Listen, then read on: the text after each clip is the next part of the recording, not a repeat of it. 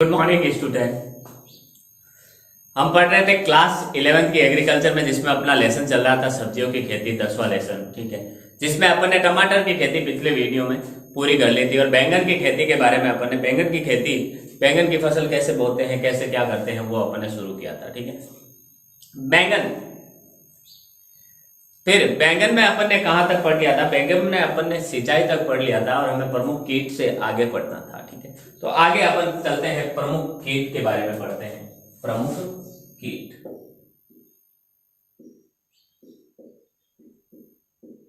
अब कौन से प्रमुख कीट होते हैं जो इस बैंगन की सब्जी को नुकसान पहुंचाते हैं? ठीक है, तो बैंगन जिससे प्रभावित होता है, कौन से प्रमुख कीट है, चर्चा करते हैं अपन। प्रमुख कीट में देखिए, पहला है, देखिए, तना व फल छेदक। ठीक है, प्रमुख कीट में पहला है हमारा तना व फल छेदक। तना व फल छेदक ये क्या करता है? तना व फल को में छेद करके खाते हैं। ठीक है, ये तना व फल में छेद करके खाते हैं। छेद करके क्या करते हैं? ये खाते हैं। ठीक है, इसकी रोकथाम के लिए जो रोग कीट रोधी किस्में उगाए। ठीक है, अब इसकी रोकथाम के लिए अपन क्या कर सकते हैं? इस रोग से रोकथाम के लिए पहले तो जिस भी किस्म में इस रोग से लड़ने की क्षमता हो, अर्थात कीट से लड़ने की क्षमता हो, तो कीट रोधी किस्में उगाना। ठीक है, ये पहला रोकथाम है इसका। और दूसरा है मेलाथियान व कार्बेरिल का उपयोग करना। मेलाथियान व कार्बेरिल का उपयोग करना। मेलाथियान व कार्बेरिल का उपयोग करना। अब क्या होता है इसमें कि मेलाथियान व कार्बेरिल का उपयोग करना, यानी ये जो दवाइयां हैं इनका छिड़काव करना, ये कीटनाशक जो दवाइयां हैं। ठीक है, फिर हरा तेला मोयला सफेद मक्खी। ठीक है, ये भी, अब ये अपन ने टमाटर में अच्छे तरीके से पढ़ लिए थे, तो अपन इसको यहाँ पर इतनी चर्चा नहीं करेंगे। ठीक है, बस पता रहना चाहिए कि हरा तेला, मोयला, सफेद मक्खी, ये भी क्या करते हैं? इनमें लगते हैं, बैंगन में ये भी कीट लगते हैं। ये कोमल भागों का क्या करते हैं? रस चूस कर पौधों को कमजोर बना देते हैं। ये कोमल भागों का रस चूस कर कमजोर बना देते हैं। कमजोर बना देते हैं, कोमल भागों का रस चूस कर क्या कर देते हैं? ये कमजोर बना देते हैं। ठीक है, फिर लाल माइट, अगला जो कीट है वो लाल माइट है। तीसरा है लाल माइट। ठीक है, लाल माइट कीट क्या होता है?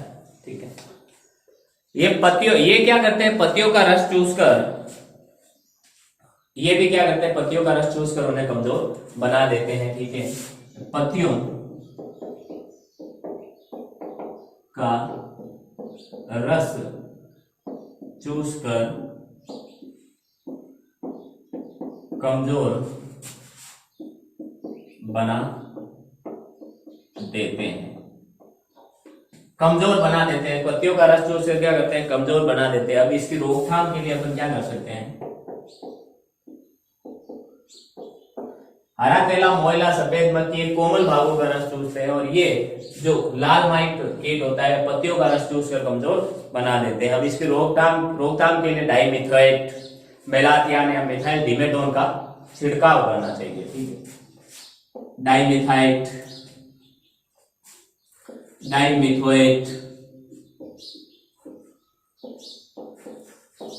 मेलाथियान या या मिथाइल डिमेटोन या मिथाइल डिमेटोन का छिड़काव करना चाहिए।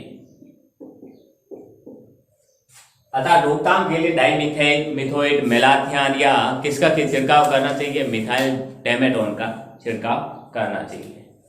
अगला जो कीट है वो है एपिलेक्ना बीटल। ठीक है, एपिलेक्ना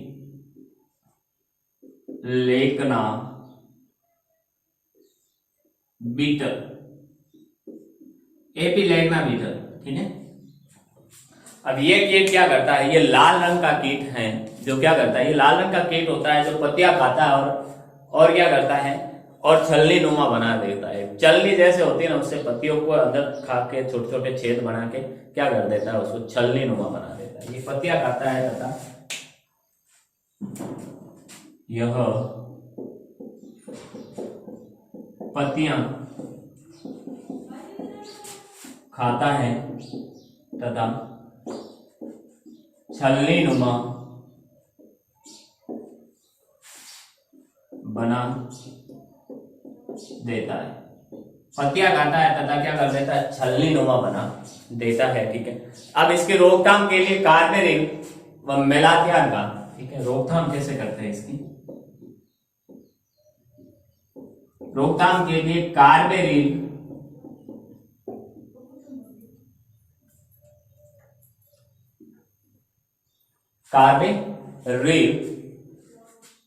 या कार्बोरिलियम व मेलाथियान का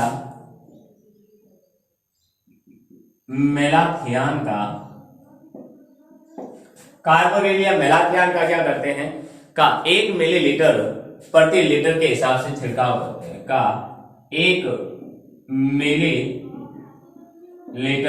प्रति लीटर के हिसाब से छिड़काव करते हैं। ठीक है, गोल बनाकर छिड़काव करते हैं। ठीक है, गोल का छिड़काव करते हैं। हाथ से क्या करते हैं? इन कीटों के जो अंडे होते हैं, सुंडी होती है या प्रोडो को हाथ से इकट्ठा करके क्या कर देते हैं? नष्ट। दूसरी चीज क्या करते हैं? हाथ से इनके अंडों, सुंडी, ये एक अवस्था है कीट की, ठीक है, और प्रोडो को एकत्र कर नष्ट कर देते हैं। इकट्ठा करके क्या कर देते हैं? नष्ट कर देते हैं। ठीक है, फिर है व्याधियां। आगे है अपनी व्याधियां। ठीक है, व्याधि अर्थात बीमारियां। अब कौन कौन सी बीमारियां होती हैं? तो पहला देखिए, छोटी पत्ती रोग। पहला जो रोग होता है वो है छोटी पत्ती रोग। पहला है रोग छोटी कैसे लिखे? छोटी पत्ती रोग। छोटी पत्ती रोग में क्या होता है? देखिए, छोटी पत्ती रोग में देखिए, इसमें ये माइकोप्लाज्मा जनित विनाशकारी रोग है। माइकोप्लाज्मा के कारण फैलता है, एक माइकोप्लाज्मा के कारण फैलता है, अर्थात कि माइकोप्लाज्मा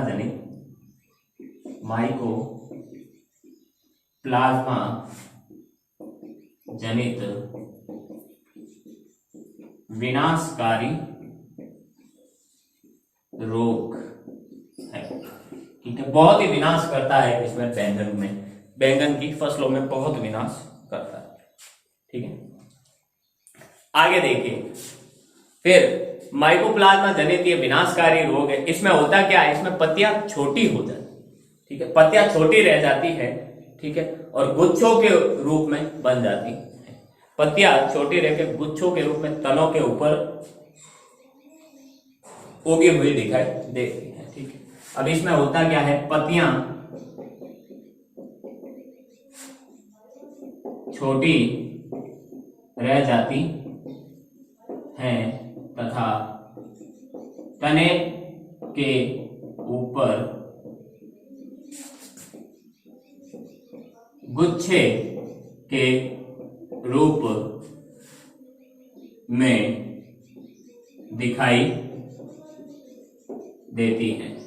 गुच्छे के रूप में दिखाई देती है हमें, ठीक है, गुच्छे के रूप में दिखाई देती हैं। और क्या होता है, ये पौधा झाड़ीनुमा दिखाई देने लग जाता है, झाड़ीनुमा दिखाई देता है और ऐसे पौधों पर फल भी नहीं लगते हैं। तो झाड़ीनुमा पौधा पूरा बड़ा भी नहीं होता, एकदम झाड़ी की तरह छोटा रहने लग जाता है। और क्या होता है, और इस पौधे पर फिर फल भी नहीं लगते, बैंगन ही नहीं लगते हैं, ठीक है। पौधा झाड़ीनुमा दिखाई देने लग जाता है तथा ऐसे पौधों पर फल भी नहीं लगते हैं। ऐसे पौधों पर क्या होता है, फल भी नहीं लगते हैं, ठीक है। अब रोकथाम के लिए क्या कर सकते हैं, ऐसे पौधों पर फल नहीं लगते तो इन भाई कीट के रोकथाम के लिए अपन क्या कर सकते हैं, जो भी रोगग्रस्त पौधा हमें ऐसा झाड़ीनुमा नहीं दिखाई देता है उसको क्या करते हैं, हाथ से उखाड़ कर जला दें, ठीक है, ठीक। तो रोकथाम के लिए अपन क्या कर सकते हैं, रोगग्रस्त पौधे को हाथ से उखाड़ कर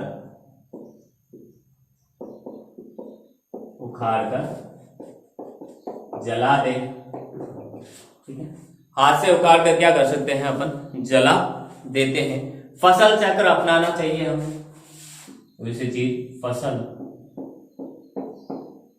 चक्र अपनाना, ये इसका रोकथाम का उपाय है, ठीक है। फिर मिथाइल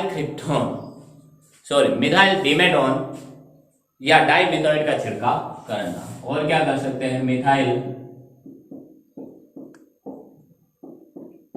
डिमेटोन या डाइमिथाइल या फिर मिथोएट का छिड़काव करना।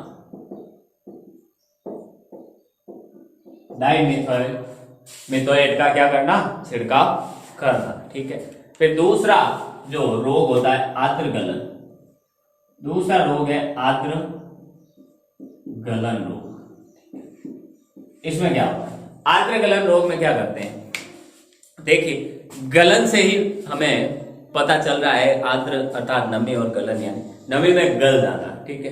तो रोगग्रस्त पौधे का जो निचला तना होता है वो गलने लगता है, ठीक है।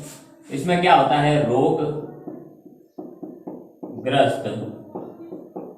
पौधे का निचला तना गलने लगता है। रोगग्रस्त पौधे का जो निचला तना होता है वो क्या होता है, अपन गलने लगता है, ठीक है। अब लक्षण क्या है, हमें कैसे पता चलेगा कोई आर्द्र गलन रोग हो रखा है हमारे बैंगन के पौधे में। तो लक्षण क्या दिखाई देते हैं, इसमें लक्षण ये दिखाई देता है, जो तरुण अर्थात जो पौधे की बढ़वार हुई है, जिसे अपन जवान पौधा कह सकते हैं, या फिर जो नया तरुण पौधा होता है, तरुण पौधे का मुरझाना और बाद में सूख जाना। लक्षण क्या है, तरुण पौधा पहले तो मुरझाता है और फिर सूख ही जाता है। तरुण पौधे का मुरझाना व बाद में सूख जाना, ठीक है। तरुण पौधे का मुरझाना और बाद में क्या होता है, बिल्कुल सूख जाना। देखिए आगे, अब रोकथाम के लिए क्या कर सकते हैं, बीज को थायरम द्वारा 2 से 3 ग्राम प्रति लीटर किलो बीज की दर से उपचारित करना। ठीक है, इसको रोकथाम के लिए क्या कर सकते हैं, बीज बुआई से पहले बीजों को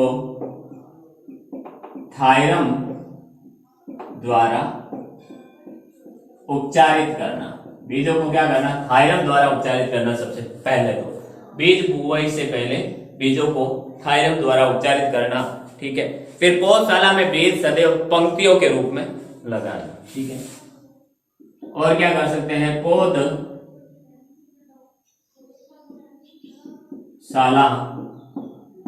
में बीज सदैव पंक्तियों के रूप में बोना। पंक्तियों में बीजों को हमेशा बोना चाहिए पौधशाला में। ठीक है, फिर फॉर्मेलिन 0.2% से नर्सरी की भूमि को उपचारित करना। जो नर्सरी पौधशाला की भूमि होती है, पौधशाला, क्योंकि ये पौधशाला से ही लगता है, पौधशाला की भूमि को 0.2% फॉर्मेलिन से उपचारित करना। पौधशाला को क्या करना, पौधशाला की भूमि को 0.2% फॉर्मेलिन से उपचारित करना। ठीक है, आगे देखें, अगला रोग है सूत्रकृमि रोग। सूत्रकृमि रोग, तीसरा जो रोग है हमारा सूत्रकृमि रोग। सूत्रकृमि रोग में क्या होता है, सूत्रकृमि रोग में देखिए जड़े में गांठें पड़ जाती है। इसमें पौधे में क्या होता है, पौधों की जड़ों में गांठें पड़ जाती है। पौधों की जड़ों में गांठें पड़ जाती हैं। पौधे की जड़ों में क्या हो जाती है, गांठें पड़ जाती हैं। ठीक है, अब पत्तियां गिरने लगती है, और क्या होता है, पत्तियां गिरने लगती हैं तथा उपज कम हो जाती है। ठीक है, पत्तियां गिरने लगती हैं तथा उपज कम हो जाती है। पत्तियां गलने लगती हैं और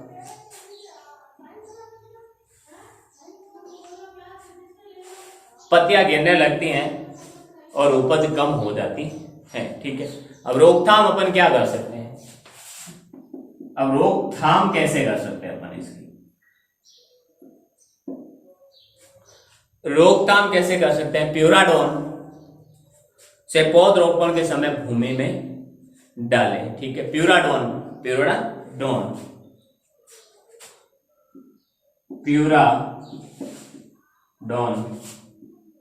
को पौधरोपण से पहले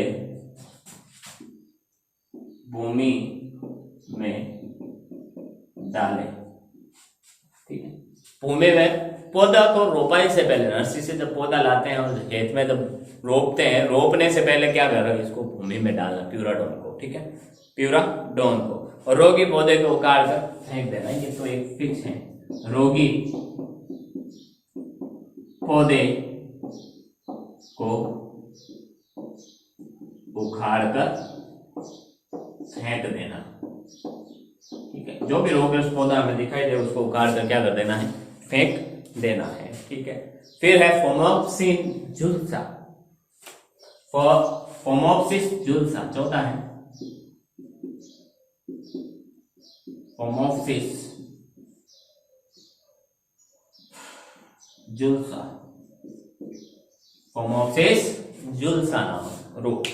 इसमें क्या होता है, इसमें बैंगन, ये बैंगन की प्रमुख बीमारी है, बहुत ही प्रमुख बीमारी है जिसका प्रभाव पौधे के प्रत्येक भाग पर होता है। यह बैंगन की प्रमुख बीमारी है जिसका प्रभाव पौधे के प्रत्येक भाग पर होता है। जिसका प्रभाव क्या होता है, पौधे के प्रत्येक भाग पर पड़ता है। इसमें क्या होता है, फल सड़ने लगते हैं तथा धीरे धीरे संपूर्ण फसल नष्ट हो जाती है। ठीक है, इसमें फल सड़ने लगते हैं तथा धीरे धीरे संपूर्ण फसल नष्ट हो जाती है।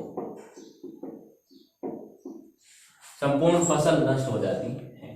अब इसके रोकथाम के लिए अपन क्या कर सकते हैं वो देखते हैं आगे। स्क्रीनशॉट ले पहले आप इसका।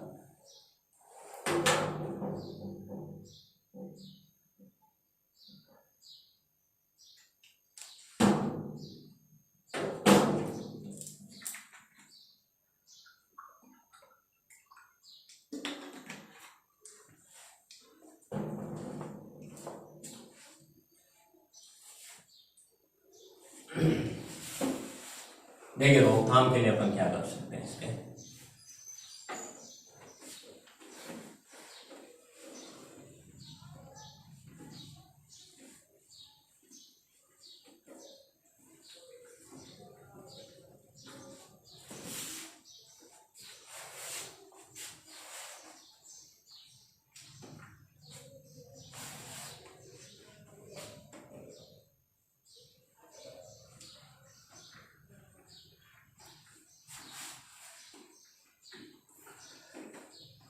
रोकथाम के लिए लगभग दवाइयां जो भी अपन कीटनाशी काम में लेते हैं वो लगभग वही होती हैं हर एक में। ठीक है, तो देखिए रोकथाम के लिए अपन क्या कर सकते हैं इसके।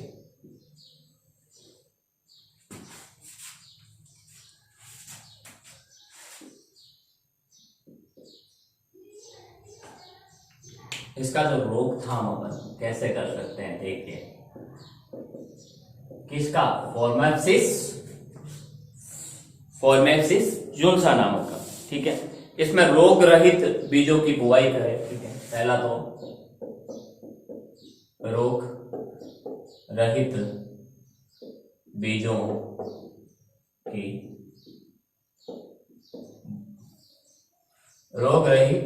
की बुआई करें। ठीक है, रोग रहित जो बीज होते हैं उनकी बुआई करना सबसे पहले। फिर बीजों को बाविस्टिन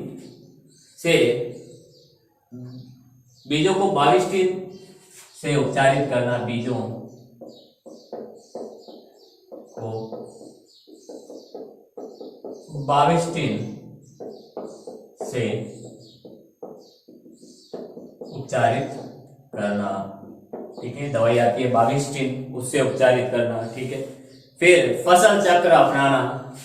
तीसरी चीज अपन क्या कर सकते हैं, फसल चक्र अपनाकर अपन फॉर्मेप्सिस जुन्सा की रोकथाम कर सकते हैं। फसल चक्र अपनाना। ठीक है, संक्रमित फसल के जो अवशेष होते हैं उनको एकत्र करके जला देना। जो संक्रमित फसल होती है उनके जो बीच में कटाई के बाद अवशेष बच जाते हैं, उन अवशेषों को इकट्ठा कर जला देना।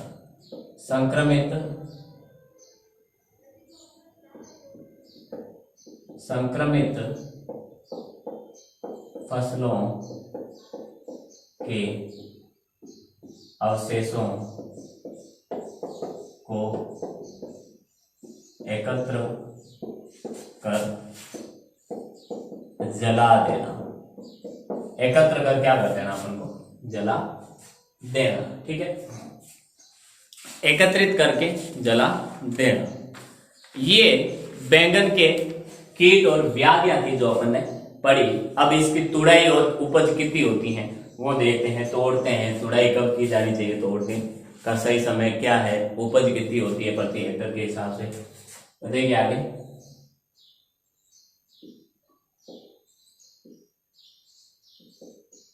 तुड़ाई व उपज, ठीक है। तुड़ाई व उपज क्या होती है, देखिए फलों की पूरी बढ़वार हो जाए। तुड़ाई कब करनी चाहिए, जब फल की पूरी वृद्धि हो जाए लेकिन उनका रंग फीका ना हो, ठीक है, तब, और उनमें बीज बीज ना बने हो तब तुड़ाई करनी चाहिए। बैंगन में तुड़ाई कब करनी चाहिए, देखिए जब बढ़वार पूरी हो जाए, ठीक है, पौधे की बढ़वार पूरी हो गई, ठीक है, लेकिन फलों का रंग फीका ना हो। फलों का रंग फीका नहीं होना चाहिए। बढ़वार पूरी हो जाए लेकिन फलों का रंग फीका ना हो, ठीक है, और बीज ना बने हो, ठीक है, ये ध्यान रखें। जब बीज भी ना बने हो अंदर तब तुड़ाई करनी चाहिए।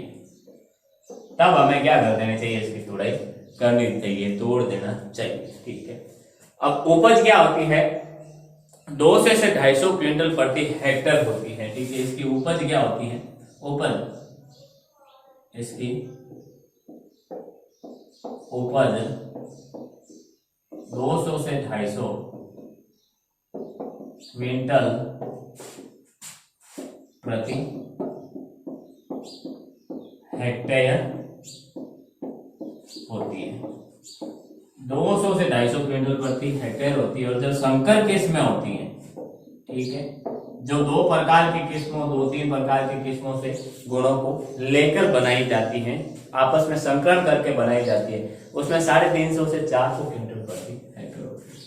संकर किस्मों में 350, 350 से 400 क्विंटल प्रति हेक्टेयर होती है, प्रति हेक्टेयर होती है, ठीक है। 350 से 400 क्विंटल प्रति हेक्टेयर होती है, ठीक है। तो ये था हमारा बैंगन जो अपन ने कल शुरू किया और आज खत्म किया है, जिसमें अपन ने जलवायु, सिंचाई, निराई गुड़ाई, विभिन्न प्रकार के कीट, रोग और तुड़ाई, उपज के बारे में अपन को पढ़ाते हैं, ठीक है। अब अपन शुरू करते हैं हमारा तीसरा मिर्च।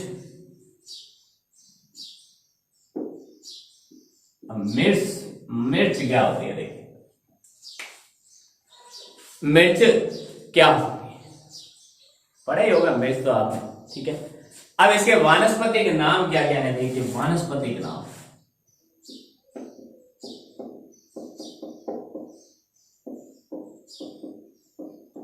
वानस्पतिक नाम, ठीक है। कैप्सिकम एनम एन, ठीक है, कैप्सिकम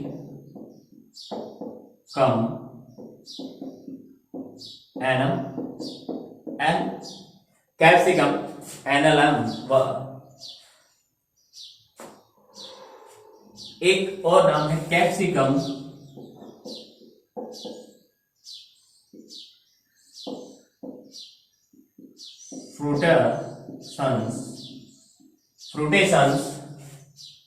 फ्रूटेसेंस एन। ये तो नॉर्मल मिर्च का वैज्ञानिक नाम, और एक आपने पढ़ा होगा शिमला मिर्च, ये उसका वानस्पतिक नाम है, ठीक है। इसका कुल कौन सा है, कुल है सोलेनेसी। जो मिर्च है वो सोलेनेसी कुल, सोलेनेसी कुल की होती है, ठीक है। सोलेनेसी कुल की सदस्य है, ठीक है। अब इसका उपयोग क्या करते हैं अपन, कच्चा सलाद, ठीक है, इसका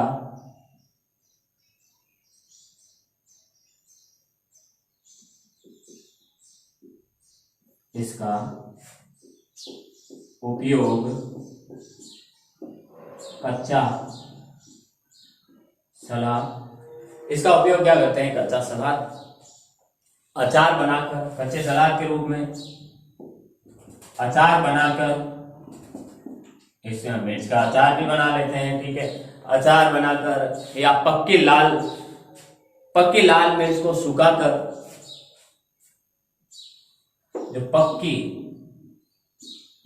लाल मिर्च होती हैं, लाल मिर्च को सुखाकर मसाले के रूप में, लाल मिर्च को सुखाकर मसाले के रूप में इस मिर्च का उपयोग कर सकते हैं, ठीक है। फिर हरी जो मीठी मिर्च होती हैं को सब्जी के लिए प्रयोग में लाते हैं। हरी मीठी मिर्च को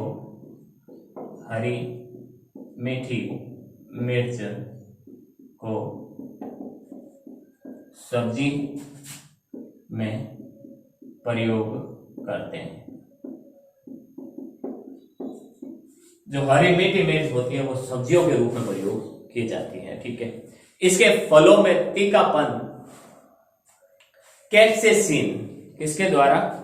कैप्सेसिन के कारण होता है। बहुत ही इंपॉर्टेंट है, not important, very very important, जिंदगी भर याद रखने वाली चीज है कि इनके पूरे लिख देते हैं। मिर्च के फलों में तीखापन किसके कारण होता है? कैप्सेसिन के कारण होता है। कैप्सेसिन के कारण इसका क्या होता है? फलों में तीखापन होता है। जो तीखी मिर्च अपन कहते हैं, ठीक है, उसमें तीखापन किसके कारण? कैप्सेसिन के कारण होता है, ठीक है। कैप्सेसिन के कारण होता है। इसमें vitamin A, vitamin C, phosphorus, calcium प्रमुखता से पाए जाते हैं। जो मिर्च अपन खाते हैं उसमें क्या पाया जाता है? इसमें विटामिन ए, सी, फास्फोरस व कैल्शियम प्रमुखता से पाए जाते हैं।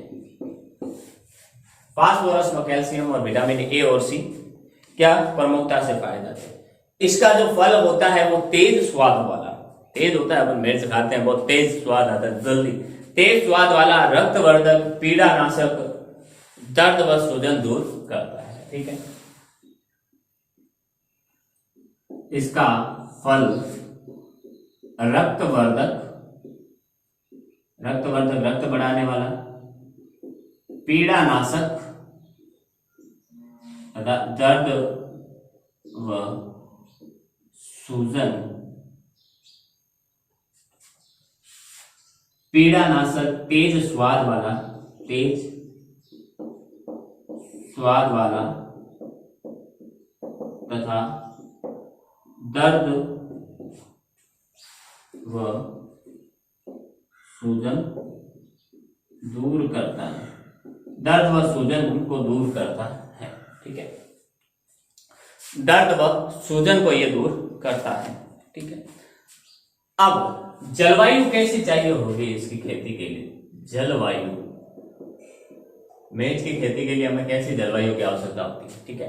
तो देखिए, उष्ण तथा उपोष्ण भागों के सफलतापूर्वक, जो उष्ण जलवायु, जहां पर जलवायु उष्ण होती है, उपोष्ण होती है, में सफलतापूर्वक इसको उगाया जा सकता है, ठीक है। तो उष्ण तथा उपोष्ण जलवायु भागों में सफलता पूर्वक उगा सकते हैं। उष्ण तथा उपोष्ण जलवायु भागों में सफलतापूर्वक क्या कर सकते हैं? अपन उगा सकते हैं। और फल बनने हेतु, फल लगने हेतु कम से कम 24 डिग्री सेल्सियस ताप उपयुक्त होता है। ठीक है, फल बनने हेतु 24 डिग्री सेल्सियस ताप उपयुक्त होता है। फल बनने हेतु 24 डिग्री सेल्सियस ताप क्या होता है? उपयुक्त होता है। नोट, ये तो नॉर्मल मिर्च के लिए है। ठीक है, तो शिमला मिर्च के लिए, जो शिमला मिर्च है, मिर्च के लिए ठंडा मौसम उपयुक्त होता है।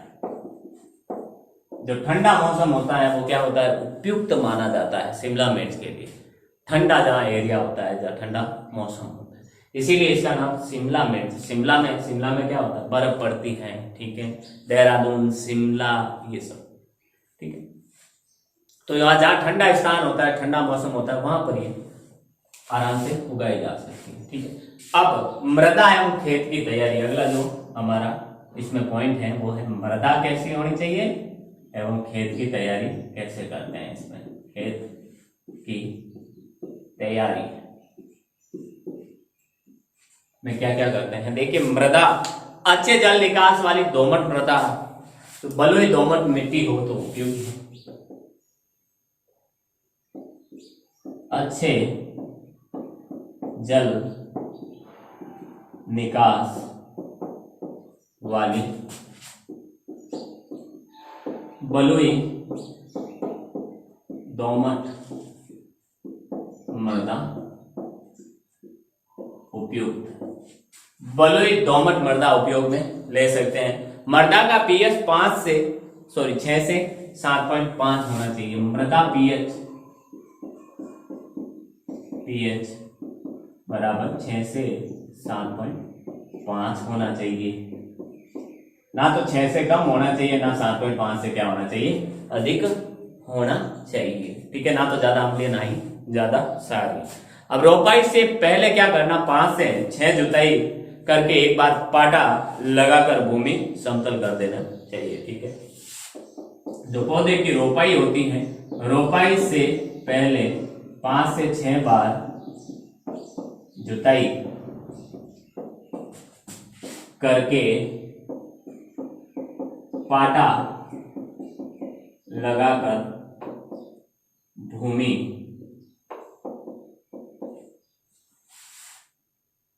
को समतल कर देना चाहिए। भूमि को समतल कर देना चाहिए। ठीक है, भूमि को क्या कर देना चाहिए? हमें समतल बना देना चाहिए। ठीक है, अब देखिए बुआई का समय एवं बीज की मात्रा। ठीक है, बुआई किस समय करनी चाहिए? बुआई का समय एवं बीज की मात्रा कितनी रखनी चाहिए? हमें कितनी मात्रा में बीज बोने चाहिए प्रति हेक्टेयर के हिसाब से? तो देखिए मिर्च की एक वर्ष में अपन 3 फसलें ले सकते हैं। ठीक है, मिर्च की एक वर्ष में 3 फसलें ले सकते हैं, लेकिन मुख्य रूप से खरीफ और गर्मी वाली फसल ही होती है। तो देखिए मुख्य रूप से खरीफ व गर्मी वाली फसल लेते हैं। खरीफ की फसल हेतु मई जून में और गर्मी की फसल हेतु फरवरी मार्च में नर्सरी में बीज की बुआई करनी चाहिए। खरीफ की फसल हेतु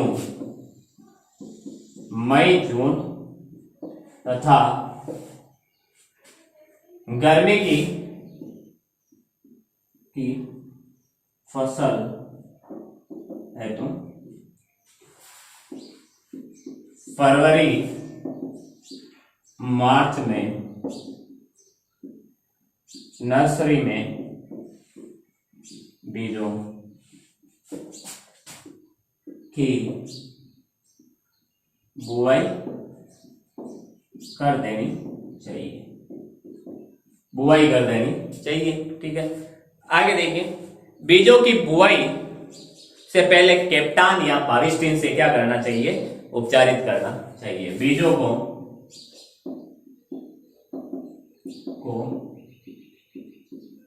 बुआई से पहले कैप्टान या बाविस्टीन से उपचारित करना चाहिए। बाविस्टीन से क्या करना चाहिए, हमें उपचारित करना चाहिए। ठीक है, बाविस्टीन से उपचारित करना चाहिए। और प्रति हेक्टर, 1 हेक्टर में मिर्च की खेती के लिए 1 से 1.5 या 1.5 kg बीज की आवश्यकता होती है। ठीक है, प्रति हेक्टेयर मिर्च की खेती के लिए 1 से 1.5 किलोग्राम बीजों की आवश्यकता होती है। इसके बाद अपन उन्नत किस्में कौन कौन सी हैं मिर्च की वो पढ़ेंगे, तो स्क्रीनशॉट लें।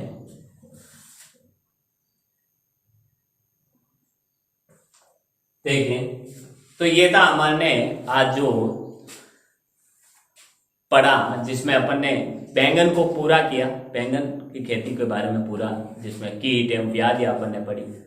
और मिर्च में भी अपन ने क्या पढ़ा है, मिर्च में सारी चीजें अपन ने लगभग पढ़ी हैं, जिसमें जलवायु, मृदा, खेत की बुआई का समय। आगे अपन उन्नत किस्में, सिंचाई, कीट वगैरह, व्याधियां, वो भी इसके बारे में पढ़ेंगे। उम्मीद करता हूं जो भी पढ़ा है वो आपको समझ में आया होगा। मिलते हैं अपना अगली क्लास में, तब तक के लिए ऑल द बेस्ट। घर में रहिए, सेफ रहिए, सुरक्षित रहिए। Thank you.